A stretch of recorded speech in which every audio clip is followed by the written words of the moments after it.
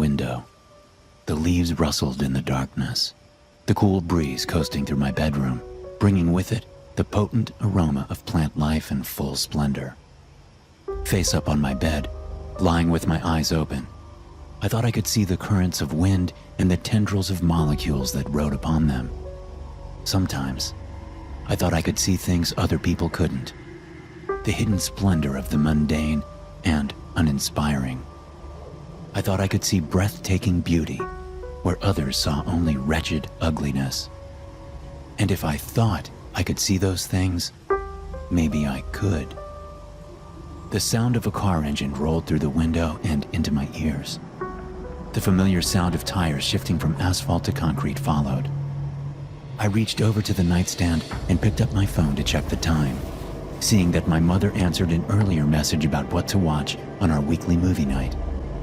It was 2:13 in the morning, and my mother wanted to watch Rear Window, a classic.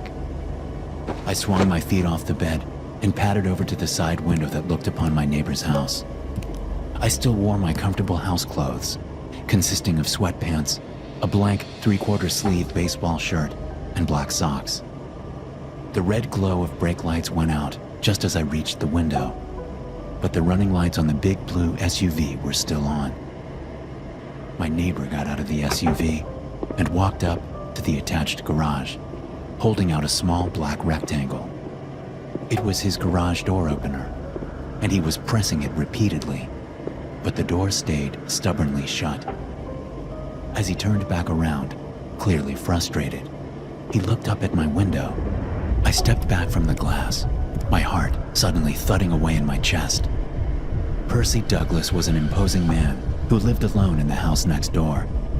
He had the square jaw of an action hero and the body of an aging college football lineman who didn't have any energy left for exercise. Even under the dark shelf of his brow, I could see his bright and intelligent eyes gazing up at my window. He wore a dark purple polo shirt and black slacks with black shoes. His arrival home had caused the motion sensor light to come on at the side of his house. With this illumination reflecting off the window, I was confident he couldn't see me. The window was only open a few inches, not enough for him to see in past the screen. Percy stood perfectly still, making me realize what he was doing.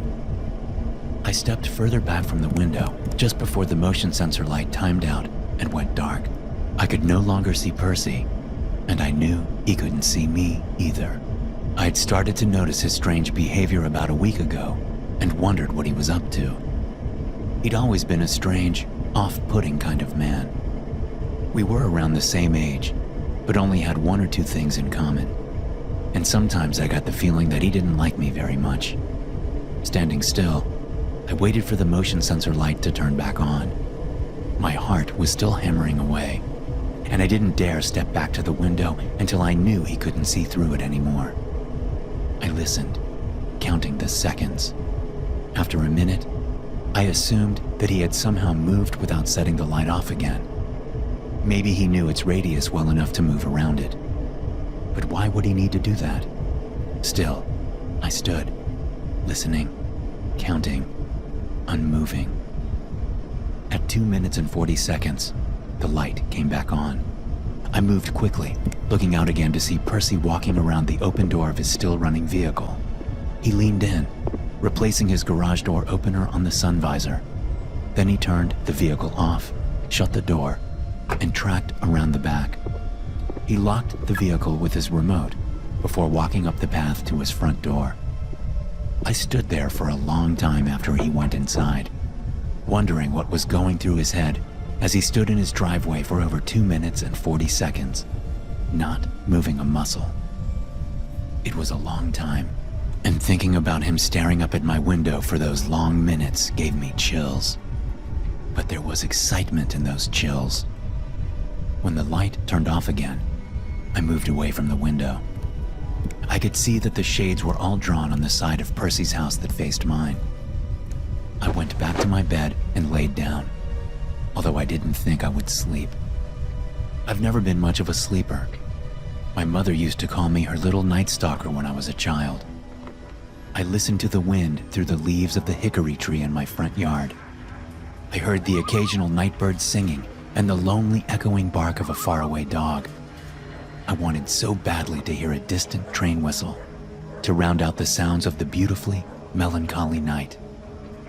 Instead, I heard the opening of a car door from Percy's house. Quickly, I was out of bed and several feet back from the window overlooking his driveway. There was no light on this time. He'd turned it off. I caught a glimpse of him moving hastily along the path to his front door, something heavy in his arms. Since his back was to me, I moved closer to the window, trying to glimpse what he was holding. Whatever it was, he had it wrapped in dark blankets. Soon, he was through his open front door and out of sight. The back of his SUV was still open, and a circle of color against the dark upholstery in the cargo area caught my eye. It was a bright pink scrunchie. Percy's dark figure moved out of the house and down the 3 wide wooden porch steps. I moved back into the darkness of my bedroom just as the dark hollows of his eyes lifted to my window. His eyes only shifted away from my house when he came to the SUV. He froze, looking down at the bright-colored scrunchie. Then his head whipped back up to my window. I didn't dare move. I thought I was far enough back in the room that he couldn't see me, and I knew that movement would give me away. So I stayed, unable to take my eyes off him. Long seconds passed before he turned and shut the cargo door on his SUV quietly. Then he glanced back up at my window before heading inside. It was only when he was inside that I realized I was holding my breath. I pulled air into my lungs and went over what I'd seen, what I thought I'd seen. The thing he carried into his house could have been a person. It certainly could have. A small person. Maybe a teenager or a small woman. But I didn't actually see anyone. I wasn't sure. It was the scrunchie that made me think he'd gone out and kidnapped someone. Maybe even killed them already. Someone who had a pink scrunchie in her hair. I realized I needed proof. I needed to know exactly what I was dealing with before deciding on a further course of action.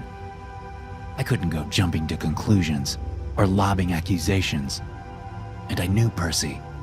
Maybe not all that well, but I'd been inside his house. I knew the layout. If there was a woman or a girl in there, like I thought there was, then I had to do something about it. I couldn't let him do something to her, if she was even still alive. I could never live with myself if he did something to her and I let it happen without lifting a finger. And although I was frightened, I knew it was the right thing to do. And that pinch of excitement inside was growing a little bigger. So I pulled off my baseball shirt and pulled a light, black long-sleeve shirt on. I left my dark sweatpants and socks on. I wouldn't need shoes. Better to not have shoes on for sneaking around at night. Putting my phone in my pocket, I went downstairs and headed out the back door, turning my own motion sensor light off before doing so. I didn't want to chance tripping Percy's motion sensor light in case he turned it back on. So I scaled the wooden fence our yards shared and landed softly in the grass in his backyard. The back of his garage was directly to my right, and the rest of his house further on. Clenching my jaw, I tried not to pay close attention to the fact that the grass in his backyard looked healthier than the grass in mine. I moved beyond the garage toward the slightly raised back deck. The shades were all drawn at the back of the house, but I could see light around a couple of the downstairs windows. A shadow moved across a window I knew corresponded to the living room. Then it moved back, stopping. I ran forward as fast and quietly as I could, getting underneath the window just as 2 fingers cracked the wooden blinds and Percy peered out. He certainly was a paranoid one. He dropped the blinds and his shadow moved away. Then he turned off the light. I waited several minutes before moving over to the deck and padding up the stairs to the back door. I was certain it would be locked, but I had to try it anyway. Sure enough, locked. I tried a window next to the door. Locked too. Then I moved back down to the ground and headed over to the garage.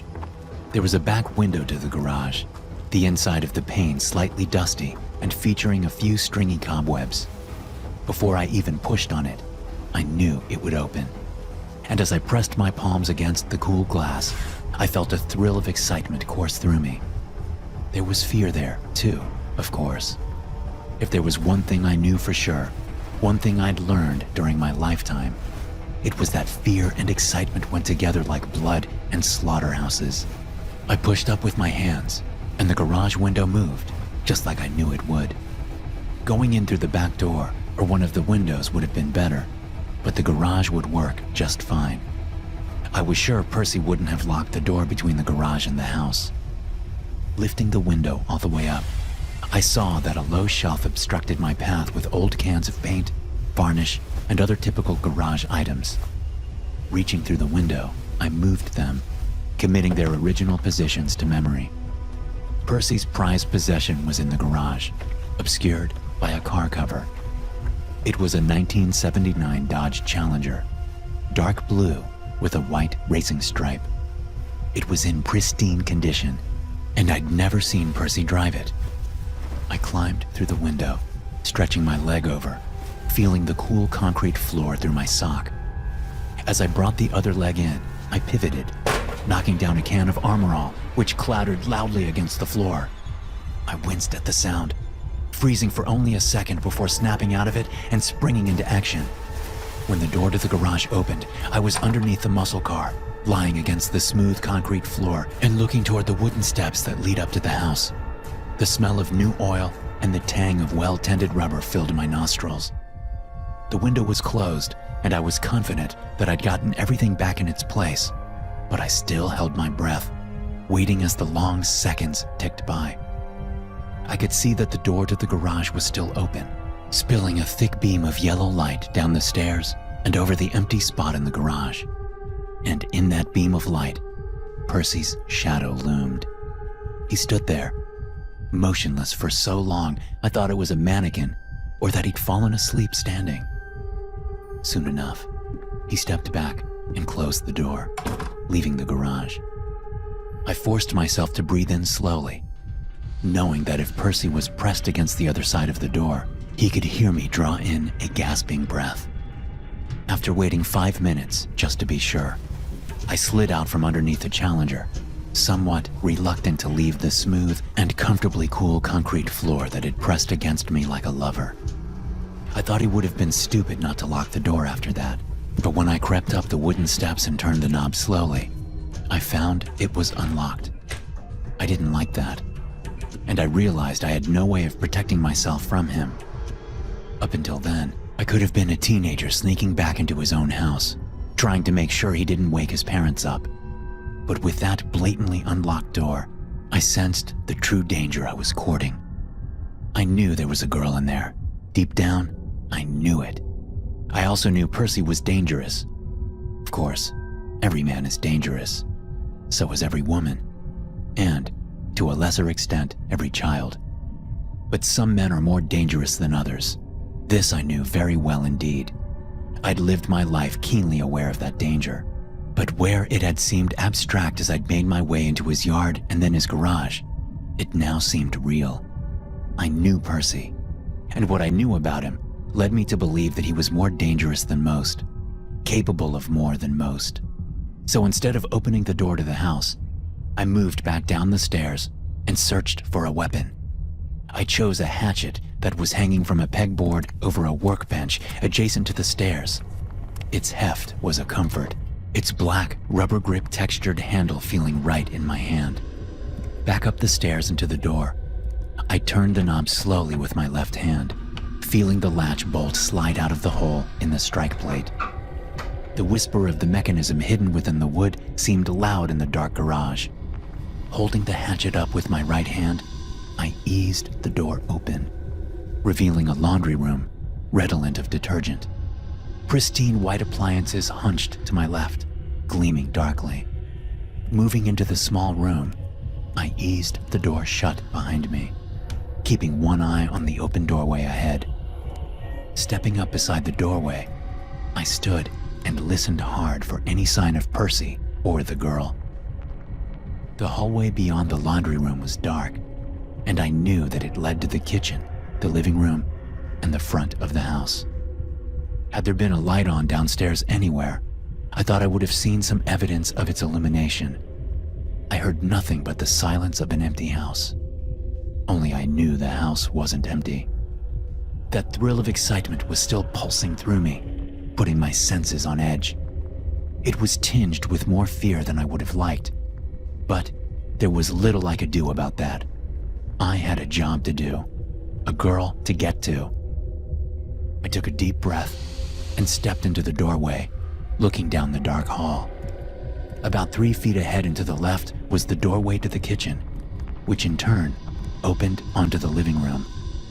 Beyond the kitchen doorway, the hall led to the front of the house, where I knew there was a sitting room and an office.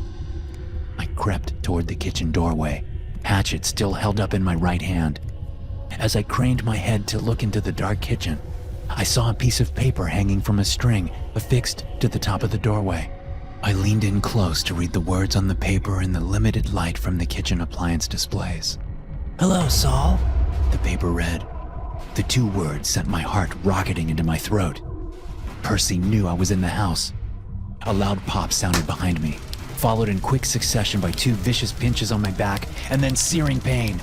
My muscles locked up as currents of electricity shocked my body, feeling like thousands of bees had crawled under my skin and all stung me at once.